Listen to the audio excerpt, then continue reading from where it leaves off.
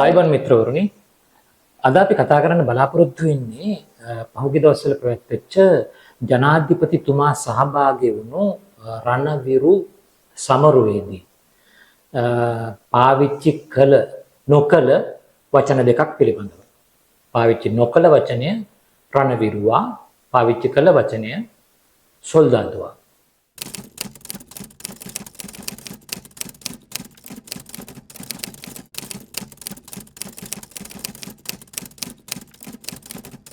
ඉතින් මේ සම්බන්ධයෙන් සමාජයේ විවිධ මටපල වෙන ආකාරය අපි දැක්කා.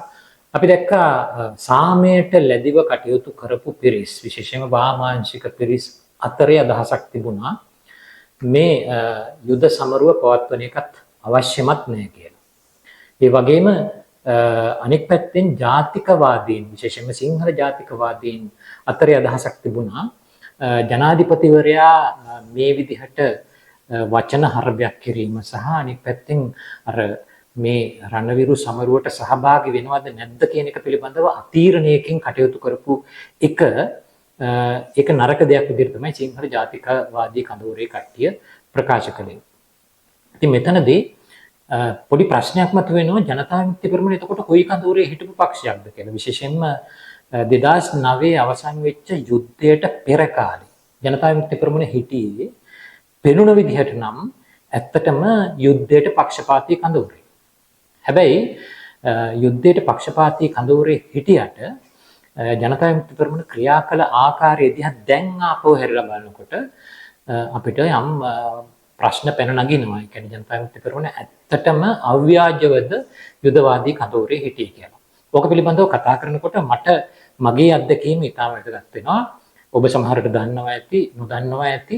මම ඔය යුද වකවානුවේ වැඩ කළේ හිරු කණ්ඩායමේ. හිරු කණ්ඩායම කියන්නේ ජනතා විමුක්ති පෙරමුණෙන් කැඩිලා වෙන් වෙලා ජාතික ප්‍රශ්නේ සම්බන්ධයෙන් දෙමළ ජාතිකවාදී අරගලය විමුක්ති අරගලයක් කියලා පිළිගන්නා වූ ස්ථාවරයේ හිටිය දේශපාලන කණ්ඩායමක්. ඉතින් මේ කණ්ඩායම හිරු පුවත්පත පස්සේ කාලික ප්‍රකාශයට පත් කළා. මුල් කාලේ හිරු පත්තරේ නෙමෙයි. පස්සේ කාලේ හිරු පත්තරේ ඒ වගේම දේශපාලන කණ්ඩායමක් විදිහට කටයුතු කරමින් හිටියා. ඊටාම ඍජුව මාත් ඇතුළු අපේ කණ්ඩායමේ පෙනී හිටියේ දෙමළ ජාතිකවාදී අරගලය විමුක්ති අරගලයක් කියන ස්ථාවරයේ ඉඳලා. එතකොට විමුක්ති අරගලයක් නම් අපි ඒ අරගලයට සහයෝගය දැක්විය යුතු තිබෙනවා. ඉතින් අපි දැක්කේ ඒ අරගලය මේ දකුණේ ජනතා විමුක්ති පෙරමුණේ අරගලයේම උතුරේ කොපිය පිටපත විදිහට. ඒ කියන්නේ උතුරේ තරුණ පිරිසට අවශ්‍ය වුණා රාජ්‍ය බලය තමන්ගේ අතට ගන්න. ජාතිකවාදී පදනමකින් ඔවුන් මේ සඳහා කටයුතු කළා. විශේෂයෙන්ම මාක්ස්වාදී පදනම් ජනප්‍රිය නොවන බව අවබෝධ වුණාන් පස්සේ ඔවුන් ජනප්‍රියවාදය විදියට දෙමළ ජාතිකවාදය වර්ධගෙන ඔවුන් ජාතික විමුක්ති අරගලයක් දියත් කළා. ඉතින් වාමාංශික මාක්ස්වාදී කණ්ඩායමක් විදිහට ඒ කාලේ මමත් ඒ කණ්ඩායම නියෝජනය කරමින් මේ දෙමළ ජාතික විමුක්ති අරගලයට සහයෝගය දැක්වුවා. ඒ කාලේ ජනතා විමුක්ති පෙරමුණ හැබැයි ටිකක් වෙනස් ස්ථාවරයක හිටියේ. දැන් අපි විශේෂයෙන්ම මේ ජාතික විමුක්ති අරගලයට සහයෝගය දැක්වීම සඳහා ඉතාම සක්‍රියව කටයුතු කරපු කාලයක් තමයි මේ සටන් විරාම කාලය. ඒ කියන්නේ 2001 2004 විතර වෙනකන් කාලය. ඒ කාලයේදී අපි ඇත්තටම උත්සාහ කළා මේ LTT සංවිධානය, දෙමළ ඊළාම් විමුක්ති කොටි සංවිධානය කිසියම් ආකාරයක බලය බෙදා ගැනීමේ සම්මුතියක් කරා අල්ලු කරන්න. ඒ කාලේ රජය, ඒ කියන්නේ රනිල් වික්‍රමසිංහ මහත්මයාගේ රජය යාගමැති සූදානමකින් හිටිය බලය බෙදා ගැනීමක් කරන්න. අඩුම ගානේ 13 වෙනි ආණ්ඩු ක්‍රම ව්‍යවස්ථා සංශෝධනය හරියට ක්‍රියාත්මක කරන්නටවත් ඒගොල්ලන්ගේ කැමැත්තක් නැඹුරුවක් තිබුණා. හැබැයි මෙතනදී අපි දරපු උත්සාහය සාර්ථක නොවුනේ පැති දෙකක් හින්දා. එක පැත්තකින් දෙමළ ජාතිකවාදීන්ට විශේෂයෙන් LTT සංවිධානයට අවශ්‍යතාවක් තිබුණේ නැහැ අතරමැද සම්මුතියකට යන්න. ඒ කියන්නේ බලය බෙදා ගැනීමේ සම්මුතියකට යාමේ අවංක වුණාවක් ඒගොල්ලන්ට තිබුණේ නැහැ. ඔවුන්ට ඕනෝනේ කොහොම හරි සටන යුද්ධය ඒ වගේම සටන් විරාමය පවා පාවිච්චි කරලා කොහොම හරි ඊළාම් දිනා ගැනීම දක්වා යන්නට තමයි ඒගොල්ලන්ට වන කරලා තිබුණේ. ඉතින් ඒ නිසා ඇත්තටම බල්ලෝ නාවන්න ගෙනියනවා වගේ තමයි ගෙනියන්න සිද්ධ වුනේ සාම සාකච්ඡාවලට. එහෙම නැත්නම් අතරමඟ සම්මුතියක් සඳහා බලය බෙදා ගැනීමේ විසඳුමක් ඔස්සේ මේක අවසන් කිරීම සඳහා සාකච්ඡාවලට ඒව සාර්ථකුනේ නැහැ. LTT එකත් සටන් විරාම ගිවිසුම උල්ලංඝනය කළා. රජයේ පාර්ශ්වයෙන් උල්ලංඝනය වීම සිද්ධ වුණා. කවුරුවක්වත් මේ සටන් විරාමයේ සම්බන්ධයෙන් වගකීමක් ගත්තේ නැහැ හරියකට. ඔය වගේම අනිත් පැත්තෙන් මේ අතරේ සිංහල ජාතිකවාදී පිරිස් මේක වරදවා වටහා ගත්ත නැත්නම් වැරදි අර්ථකථනයක් මේකට දුන්නා. ඒ කියන්නේ මේ බලය බෙදා ගැනීම සඳහා මේ දරන උත්සාහය, ඒ ඔස්සේ විසඳුමකට යාම සඳහා මේ දරන උත්සාහය අවසානයේදී රට බෙදීම දක්වා යනවායි කියන කැම්පේන් එක සිංහල ජාතිකවාදීන්ගේ පැත්තෙන් අරගෙන ආවා. විශේෂයෙන්ම චම්පිකරණෝක මහත්තයා වගේ අය ඒ කාලේ බොහොම සක්‍රීය විදිහට මේ මතය බොහොම සටන්කාමී විදිහට ඉදිරිපත් කළා. ඉතින් ඒකේ ප්‍රතිඵලයක් විදිහට ඒ වකවානුවේ අර සටන් විරාමයට පක්ෂව කටයුතු කරපු ඒකට මුල පුරපු රනිල් වික්‍රමසිංහගේ නායකත්වයෙන් යුක්ත රනිල් වික්‍රමසිංහගේ අග්‍රාමාත්‍ය දුරෙන් යුක්ත රජය අර්බුදයට පත් වෙමින් අනෙක් පැත්තෙන් නව නායකත්වයක් ජාතිකවාදී පදනමකින් ගොඩනැගීගෙන ආවා. ඒ ගොඩනැගීමට උර දුන්න ප්‍රධානම පක්ෂයක් තමයි ජනතා විමුක්ති පෙරමුණ. ජනතා විමුක්ති පෙරමුණ මහින්ද රාජපක්ෂ කියන ඒ වකවානුව වෙන විට ඒ තරම් ශක්තිමත් නායකයෙකු නොවන පුද්ගලයාව ඉස්සරහට අරගෙන 2005 ජනාධිපතිවරණය සඳහා ඔහු ඉදිරිපත් කරමින් ඊට කලින් ඔහු අගමැති ධුරයටපත් වුණා. අගමැති මහින්ද රාජපක්ෂ ජනාධිපති ධුරයට ඉදිරිපත් කරමින් ඒ ජනාධිපති වරණ කැම්පේන් එකේ ප්‍රධාන කාර්යභාරය තමන්ගේ කරමතට අරගනිමින් ජනතා විමුක්ති පෙරමුණ කටයුතු කරලා අන්තිමේදී මහින්ද රාජපක්ෂ මහත්මයා රනිල් වික්‍රමසිංහ මහත්මයා පරාජය කරලා ඊටාම සුළු ඡන්ද සංඛ්‍යාවකින් ජයග්‍රහණය කළා. ඊට පස්සේ ජනතා විමුක්ති පෙරමුණ වහාම මේ මහින්ද රාජපක්ෂ මහත්තයාගේ ආණ්ඩුවෙන් අයින් වුණා. ඒගොල්ලෝ ඇමති තනතුරු බාරගත්තෙත් නැහැ. වගකීම් කිසිවක් බාරගත්තෙත් නැහැ. එය අයින් වුණා. ඉතින් මහින්ද රාජපක්ෂ මහත්තයාත් මුල් කාලේ අපි දැක්ක ටිකක් විපිලිසර වෙලා ඉන්නවා. ඇයි මේගොල්ලෝ මේ මාව බලයට ගෙනහලා දැන් මේකට මේ වැඩේ කරන්න මගෙත් එක්ක එකතු වෙන්නේ නැත්තේ කියලා.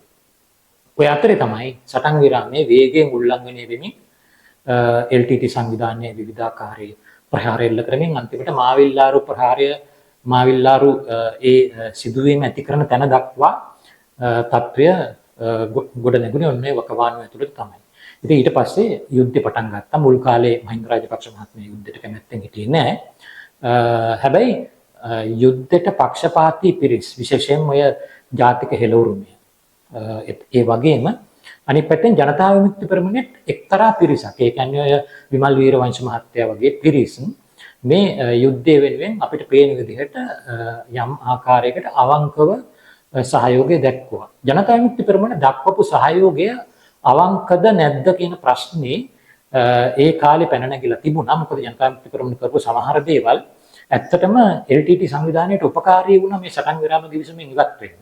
දැන් උදාහරණයක් විදිහට දඹර අමිල හාමුදුරුවෝ උපවාසයක් කළා 2005 විතර වගේ කාලේ මේ අර පීටොම්ස් කියලාගේ සුනාමි සහන මණ්ඩලයක් පිහිටවන්න යෝජනාවක්. ඒ සුනාමි සහන මණ්ඩලයේ LTT සංවිධානයත් රජයත් දෙකම නියෝජනය වෙනවා.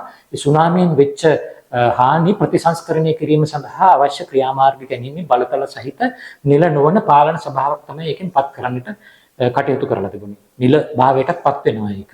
පීටොම්ස් කියලා කිව්වේ. ඒකට විරුද්ධව දඹර අමිල හාමුදුරුවෝ උපවාසයක් කළා. ඔය අතරේ ජනතා විමුක්ති පෙරමුණ නඩුවකුත් දැම්මා මේ ඒ වකවානුව වෙනකොට 1987 ඉඳලා මේ උතුරු නැගෙනහිර පළාත් ඒකාබද්ධ වෙලා තමයි තිබුණේ. ඉන්දු ලංකා ගිවිසුම යටතේ. මේ නඩුවෙන් කොහොම හරි ශ්‍රේෂ්ඨාධිකරණයේ තීන්දුව කළා මේ දෙක වෙන් කරන්න. ඉතින් ওই විදිහට යනකොට LTT සංවිධානයට ලේසි වුණා මේ සටන් විරාම ගිවිසුමෙන් එළියට පැනලා නැවත යුද්ධයකට තල්ලු වෙන්න. ඉතින් LTT සංවිධානය ඒ වෙනකොට හිතන්නේ නැති මේ මහින්ද රාජපක්ෂ කියන දුර්වල පාලකයව පහසුවෙන් පරාජය කරන්නට පුළුවන් වෙයි කියලා. නමුත් ඒකේ අනිත් පැත්ත තමයි සිද්ධ වුනේ. LTT සංවිධානයට මේ අවසන් යුද්ධය ඔවුන්ගේ අවසානය බවට පත් කරන්නට මහින්ද රාජපක්ෂගේ නායකත්වයේ සමත් වුණා. මෙතෙන්දී අපි මහින්ද රාජපක්ෂගේ නායකත්වය කියන වචනේ දුවට මහින්ද රාජපක්ෂට හිමි විය යුතු ගරුත්වය පිළිබඳ කිසිදු මේ ඒක පිළිබඳ විවාදයක් නැහැ. ඔහුගේ නායකත්වය නිසා තමයි ඇත්තටම ඒ යුද්ධය ඒ විදිහට ජයග්‍රහණය කරන්න පුළුවන්කම ලැබුණේ. ඉතින් යුද්ධයේ ජයග්‍රහණයත් එක්ක අපේ රටේ සුසමාදර්ශීය වෙනසක් ඇති වුණ පැරඩයිම් shift එකක්. මගේ මේ YouTube නාලිකාවේ නමත් පැරඩයිම්. ඉතින් මේ පැරඩයිම් shift එක තමයි දැන් LTT එක තිබුණ බලවත් පාර්ශ්වයක් විදිහට අවුරුදු 30කට වැඩි කාලයක් තිස්සේ දැන් ඒක නැහැ. එතකොට උතුරු නැගෙනහිර සම්පූර්ණයෙන්ම LTT එක අයින් වීමත් එක්ක සම්පූර්ණයෙන්ම වෙනස් තත්ත්වයක් ඇති වෙන්නේ. උතුරු නැගෙනහිර විතරක් නෙවෙයි දකුණෙත් එහෙමයි. දකුණෙත් LTT එක පත්තු කරන බෝම්බ සිදු කරන ප්‍රහාර ඒව නැති වෙලා දකුණෙත් වෙනස් තත්ත්වයක් ඇති වුණේ. ඉතින් මේ තත්ත්වය ඇත්තටම මහින්ද රාජපක්ෂ ඉතා වාසිදායක තත්ත්වයක් වුණා. එක පැත්තකින් ආර්ථිකය සංවර්ධනය කරන්න, අනිත් පැත්තෙන් ඕනේ නම් එයාට පුළුවන්කම තිබුණා මේ ප්‍රශ්නයට සැබෑ විසඳුමක් හොයන්න. ඒ කියන්නේ දැන් LTT සංවිධානයේ විනාශ වෙලා තියෙන සන්දර්භය ඇතුලේ සාකච්ඡා මාර්ගයෙන් සාමාන්‍යයෙන් මේකට තියෙන බලය බෙදා ගැනීම තමයි විසඳුම තියෙන්නේ. බලය බෙදා ගැනීමේ විසඳුමකට යන්නට ඔහුට අවශ්‍ය ශක්තිය තිබුණා. ඒ සඳහා ඕනේ නම් ආණ්ඩු ක්‍රම ව්‍යවස්ථා ප්‍රතිසංස්කරණ කරන්න ඔය වගේ දේවල් වලට හැකියාව තිබුණා. නමුත් ඔහු ඒ දේවල් කිසිවක් කරන්නට අසමත් වුණා. ඒක වෙනම කතන්දරයක්. කෙසේ වෙතත් ඔහු යුද්ධය අවසන් කළා. මේ යුද්ධය අවසන් කිරීමත් එක්ක අපි වගේ පිරිස, ඒ කියන්නේ යුද්ධයට විරුද්ධ වෙච්ච අය, යුද්ධයට විරුද්ධ වෙච්ච අයගේ කොටස් දෙකක් හිටියා. දැන් යුද්ධයට විරුද්ධ වෙච්ච අය සියලු දෙනාම පාහේ ඇත්තටම දෙමළ ජනතාවගේ විමුක්ති අරගලය පිළිගත් අය. ඒකට සහයෝගය දක්වපු අය. ඒ අය එක පැත්තකින් සමහරු දෙමළ ඊළාම් වාදයේ දක්වාම ඒක පිළිගත්තා. මම වගේ අය උත්සාහ කළේ බලය බෙදා ගැනීම ඔස්සේ සම්මුතියකට එන්නේ. ඒ කියන්නේ බලය බෙදීමක් අවශ්‍යයි කියන තැන තමයි අපි හිටියේ. කොතන හිටියත් දෙමළ ජාතිකවාදයේ වෙනුවෙන් උපකාරී ස්ථාවරයක හිටපු අපි පරාජය වුණා. පරාද වුණාට පස්සේ පරාජිතයා නිකන් මේ ඒ පරාජිත භාවය වහගන්නට මේ නිකන් විකාර බොරු දේවල් කරන්න ඕනේ නැහැ නේ. දැන් දකුණේ සිද්ධ වෙච්ච දේ තමයි ඇත්තටම සිංහල බෞද්ධ ගොවිගම පිරිමි රාජ්‍ය නැවත වටේකින් තහවුරු වුණා. ඉතින් ඒක හමුවේ ඇත්තටම ඒක යථාර්ථයක් විදිහට පිළිගන්නට සිද්ධ වෙනවා. එතකොට රණවිරුවා කියන ඒ ආඛ්‍යානයේ ගොඩනගෙන්නේ ඔන්න ඔය સંદર્ભය ඇතුළේ. ඉතින් ඒ સંદર્ભය වෙනස් වෙලා නැහැ. ඒ સંદર્ભය වෙනස් කරන්නට අරගලයක් 2022 සිද්ධ වුණා. මම මේ පිළිබඳව විස්තර මෙතෙන්දි කතා කරන්න යන්නේ නැහැ. කොහොමවත් වෙනස් වෙලා නැහැ. ඒ સંદર્ભය ඇතුළෙම තමයි මහින්ද රාජපක්ෂගේ නායකත්වයේ වෙනුවට ඔය දැන් පස්සේ කාලෙක ගෝඨාභය රාජපක්ෂ ආවා, රනිල් වික්‍රමසිංහ ආවා, දැන් අනුර කුමාර දිසානායක මහත්මයා ඇවිල්ලා ඉන්නවා. අර බයි බලවේගය අපේ ඔය බයි තක්ෂලාවේ එහෙම නිතර සඳහන් කරන බයි බලවේගය තාම ලංකාවේ දකුණේ විශේෂයෙන්ම අතිශය ප්‍රබලයි. ඒ අයගේ පදනම පාවිච්චි කරලා තමයි ඔය දේශපාලන වෙනස්කම් සියල්ලම සිද්ධ වෙලා තියෙන්නේ. ඉතින් මේ බයි ජනතාව එහෙම නැත්නම් ලංකාවේ බහුතර සිංහල බෞද්ධ ගොවිගම පිරිමි සහ ඒ අයව පිළිගන්න සෙසු ඒ කුලකයට අයිති නොවන සෙසුවත් ඉන්නවා ඒ නායකත්වය පිළිගන්න. ඒ අයගේ නායකත්වය කියන එක තමයි දැන් මෙතන තියෙන්නේ. ඒ අයගේ කතිකාව ඇතුලේ සොල්දාදුවා නෙමෙයි ඉන්නේ. ඒ අයගේ කතිකාව ඇතුලේ ඉන්නේ රණවිරුවා. ඉතින් දැන් අපි අපේ අරමුණු පරාජය වෙලා අපි දැන් පරාජිත තැනක ඉඳලා මේ අලුත් සුසමාදර්ශීය තත්වයේ යටතේ කටයුතු කරනවා නම් මම නම් හිතන්නේ ඔක එච්චර ලොකු ප්‍රශ්නයක් කරගන්න ඕනේ නැහැ. රණවිරුවට සොල්දාදුවා කියන්න ගිහිල්ලා මේ දකුණේ බහුතර සමාජය තරහ කරගෙන එහෙම කරන්න අවශ්‍යතාවක් මම නම් දකින්නේ ජනතාංශ පෙරමුණට මේ මොහොතේ තියෙනවා. ඒක නමුත් ඒගොල්ලෝ ඒක කරගෙන ඉවරයි දැන්. ඒ නිසා මට කරන්න දෙයක් නැහැ.